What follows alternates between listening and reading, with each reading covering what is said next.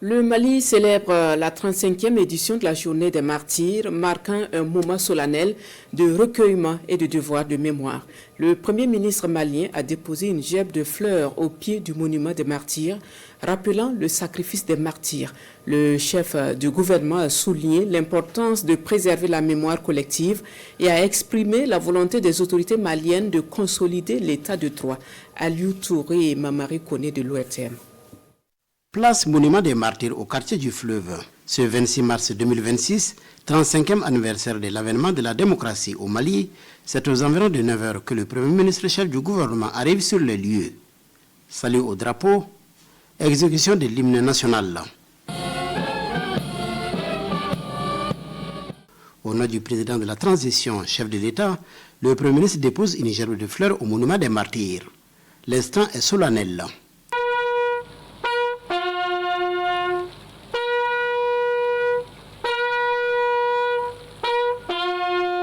Il y a 35 ans, exactement, des Maliennes et des Maliens ont payé le sacrifice ultime pour un idéal démocratique. La commémoration de la journée des martyrs revêt plusieurs symboliques.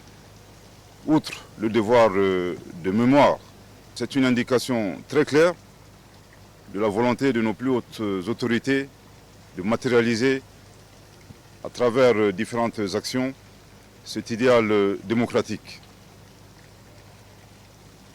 Il y a plus de 35 ans, je pense que nul ne peut contester le fait que la pratique et l'exercice démocratique dans notre pays est connu des acquis qu'il faut consolider.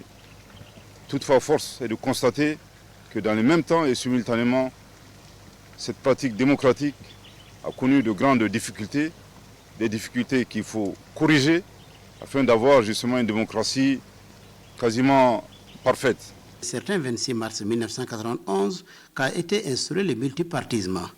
35 ans après, le souvenir reste vivace dans les esprits et la mémoire des martyrs guide la refondation en cours. Son Excellence, le général d'armée Assimi Goïta, président de la transition chef de l'État, a décidé de donner la parole aux Maliens, toute la population malienne, afin justement qu'elle puisse procéder à un diagnostic sans complaisance de la situation politique, socio-économique de notre pays, ce qui a été fait.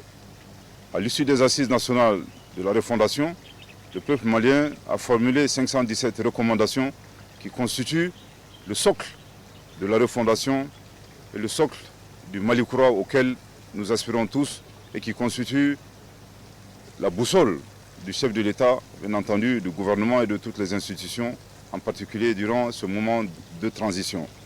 La cérémonie d'hommage pleine de sens s'est déroulée en présence de certains présidents des institutions de la République, des membres du gouvernement, des ambassadeurs accrédités dans notre pays et de quelques acteurs du mouvement démocratique.